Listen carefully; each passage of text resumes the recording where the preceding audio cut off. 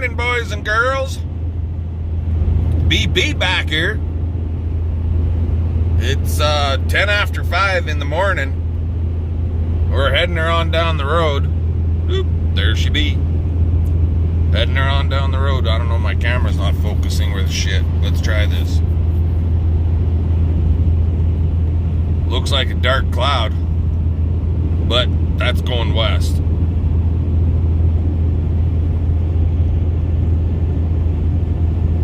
So we got a 3-hour drive up to Saskatoon, and then we load up when we get there. We're not loaded right now. We got to load in Saskatoon, and then from Saskatoon it's another like 270 or 275, so just about 3 hours from Dam Galvanizing Saskatoon to Swift Current. But then we're not actually going to Swift Current. We're going to a job site out in the country to drop off this bridge railing.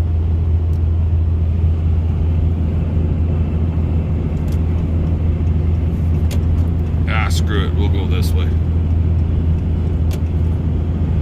So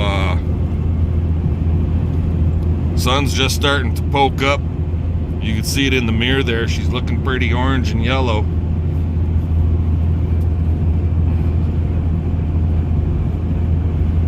It's calm this morning, like dead calm. There isn't a breeze.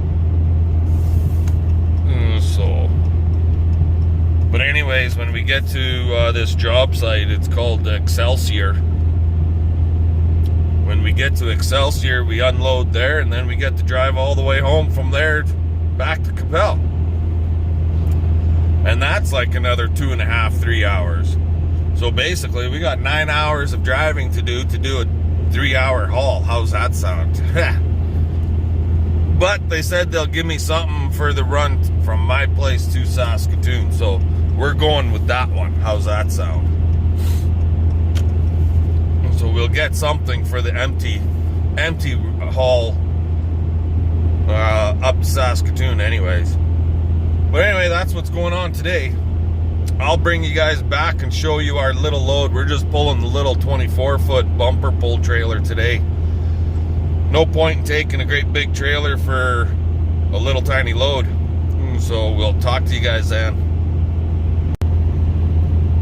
Back again real quick here, guys. How about that one? Got ourselves a little bit of a rainbow thing happening. Got a couple of spits coming down. Just very light spits. But, yep, there's a bit of a rainbow. End of the rainbow is right over there. Maybe I need to chase the end of the rainbow and find my pot of gold. Yeah, right. With my luck, I'll find a nasty leprechaun. He'll try taking me out. Talk to you later.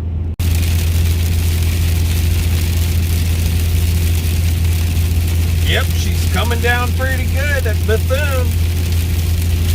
Kai Farmer Man ain't gonna be making any bales today, I don't think. Sorry, Kai, but I guess the weatherman said you're not supposed to be working today. It's called Saturday and it's your day off today. How's that one sound?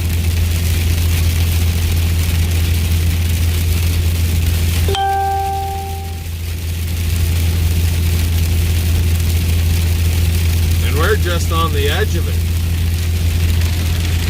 The real ugly is over there. Freaking truck wants to hydroplane on the highway. I better pay attention to what the hell I'm doing. Later. Alrighty, guys, so here we are at Dam. Saskatoon just got loaded up. This is her. Simple and sweet. 3,998 pounds, so basically 4,000 pounds. Like I said, it's not a huge load. And why go with a big goose trailer when everything will fit on this little guy, right? So, now, we gotta plug in our coordinates to our job site. and get our butts down to the Swift Current area. We'll talk to you guys on the way. Well, guys, we're on the road. All right, you see that big, tall game fence there? It's on both sides. Because apparently they must have a high deer population in this neck of the woods. And they put up, I'm not sure if it's the farmer or if it's the highways, put up this high game fence just to help stop the deer traffic in these little hills and bushy area. Because I have never ever seen bison or elk or anything like that, what that fence would normally be used for. And it's going to come to an end here, it looks like, pretty quick. Let's just see what it does. Nope, it just veers off because of the approach.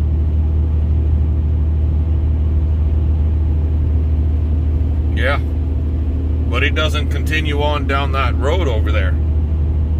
It just kind of veers off and then comes back to the road out here. So yeah, it's just to slow the deer traffic down so they have to actually try jumping that sucker. Well, or if they want to get across, they have to find their way around that and get across the highway at a more open area where the traffic can see them coming. And it ran for about 2-3 miles on both sides. But yeah, how about that sky, right? Not a cloud anywhere out in that sky. Nowhere. And according to my wife there, the fence is gone. But according to my wife, it's been raining down there at our place. Just a nice, gentle, steady rain for the last hour and a half, she said. So, yeah, we might have a little bit of hay on the ground, and yes, it might get rained on, but you know what? I'll take the rain. We need it. Anyway, bring you back in a little bit. Alrighty, guys, well, we're still on the road, and I'm sorry about the shakiness in the video. The road's a little bouncy. Anyway, I got thinking, we haven't said a joke in quite a while. So how about this one for you? So this feller by the name of Ed, he was out at the bar and he comes home late and he's drunker than a skunk. And he crawls into bed with his wife and he passes right out. And as he's passed out, he dreams that he dies and goes to heaven. And he's standing at the pearly gates, and old St. Peter, he comes along and he goes, "Hello, Ed. Welcome to heaven." And Ed shakes his head and he goes, "What do you mean, heaven?" He goes, "Ed, you passed away. You died in your sleep." "I couldn't have died." And he goes, "I'm sorry, Ed, but you have passed away." "But I can't die now. I've got too much to live for. I need to go back. You need to send me back." And old St. Peter, he says, "Well, there's only one way I can send you back, Ed." "Well, just send me back. I've got too much to live for." "Okay, Ed, but the only way we can send you back is if you go back as a chicken." "That'll be fine, as long as I can take a peek at my wife and my kids out on the farm." "All right then, Ed." And wham! Ed's got feathers and he's pecking at the ground, just like all the other chickens in the farmyard. Anyway, he's pecking away and he's kind of not feeling that great. And the old rooster comes along and he goes, "Oh, look, the new hen has arrived. How's your first day on the farm?" And Ed looks at the rooster and he goes, Not too bad, but I've got this weird feeling inside and I'm all cramped up." And he goes, "Oh, you're about to lay an egg. You're ovulating. You're gonna lay an egg. Oh, it hurts." And he goes, Just relax and let it happen. So Ed relaxes, and all of a sudden, boom! Out pops an egg. Well, then Ed was overcome with joy. Motherhood hit him for the first time. Anyway, he lays another egg. And he's just overcome. He's got these 2 eggs. And pretty soon he can feel another one coming on. And right about then, wham! Someone smacked him in the backside of the head. And he's hollering at him, Ed, wake up! You're shitting the bed! Talk to you guys later. Well, guys, we're still driving. Just heading down this valley. And I can't remember what the hell this is called here at this point. But I'll say one thing about it. Of all my years driving around this province, out in the west side out here, this is the greenest I've seen it in a long, long time. Normally everything, the grass is all browned off. I know Sask Landing Provincial Park or something like that, it's down in this neck of the woods. But I can't remember what the heck this freaking valley is called.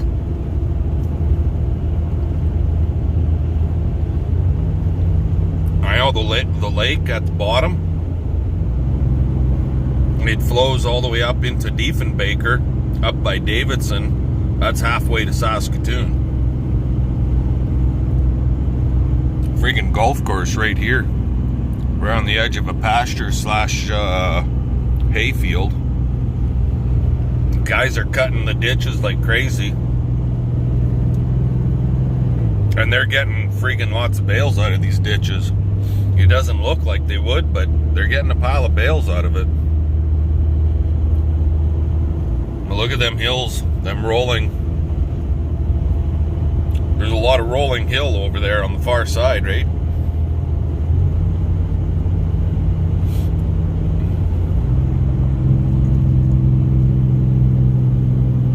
Bring you along for the ride for here. Sask Landing Bridge, South Saskatchewan River, Lake Diefenbaker. That's where we are right now.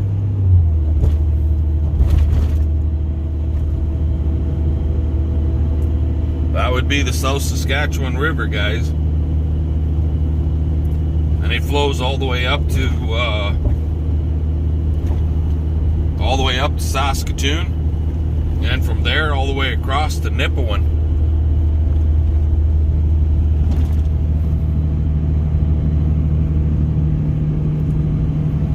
Check out that old stone house, eh? That's a doozy. Anyway, Swift Current.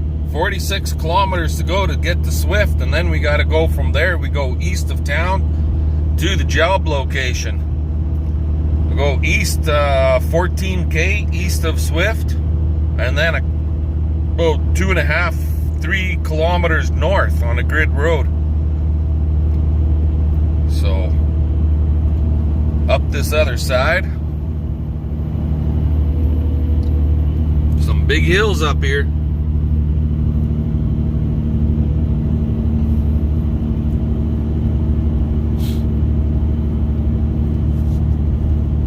The old Dodge is just cruising up these hills. She hasn't even downshifted yet.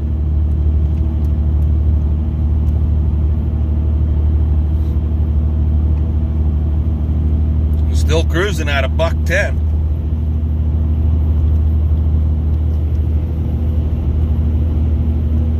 She's a long ways to the top.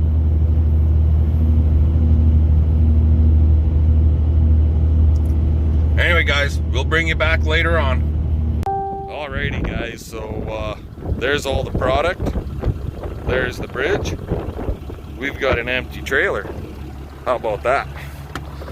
And it's before 12 o'clock. It is 11:50 right now. That's not bad. We've done basically, well, over 600K already. So and came down here and got unloaded and up to Saskatoon to load and blah, blah, blah, blah, blah. And now I gotta go back, back to Swift Current because I don't got enough fuel on board to get me all the way home. So, we're gonna go back to Swift. The daughter is up in Swift Current as we speak looking at a camper, and she's hoping I could come and take a peek at it with her. So maybe I'll go and give her a hand with that camper. So let's get over there and we'll talk to you guys later. Well guys, we're back. This is not how to hitch up a camper. There's no disclaimer. And I don't know if you guys recognize her or not. That'd be me daughter. She just got herself a friggin' camper. There to be. 33 footer, single side. Bunks in the back for the kids. Lock them in there and then you don't have to listen to them scream when you hide in the front room. Just getting the equalizer hitch all hooked up. You gotta cover up your trunk when you take it off because it's like a boomer, right? So, yeah. It should work right nice for him for a first camper. I think that's jealous. Not even You close. want to sleep in my bunks? Have you seen my camper? My camper has a fireplace and everything in it. Oh, I see. Yeah. It's a bumper pull still, but There's some like beautiful. yeah, it's like 14 feet wide on the inside with the slides out. It's a triple slide. Do you just have a seasonal? No, we just drag it wherever we feel like parking. We park. In a farmer's field, we park. Anyway, guys, I'm gonna let you go. We'll get this thing hooked up. Well, hey guys. So, just coming up on Moose Jaw here. So we got helped the daughter there with her camper and had to monkey around with some wiring and fix a little bit of the wiring up that wasn't quite working 100% from the truck to the junction box on the camper part. So we got that all fixed up and got going, and she's on her way home with a new to them camper, and I'm on my way home to play with stuff at home. So Moose Jaw is still basically just over an hour from my house, but when we get home, if time allows, the plan is to the plan is to start working on that building a hitch for the back end of the square baler to bolt into the square baler, and then the Stuker can hook up to that hitch on the back end of the square baler, get that sucker up and running. And so that's the plan. But anyways, with all of that, I'm gonna let you guys off here. Give us a thumbs up, comment, subscribe, tell your friends. Check us out on Facebook at Brennan Pana on Facebook. And yeah, hit that little bell. That way you get notified every time we post a new video. And let's get her done.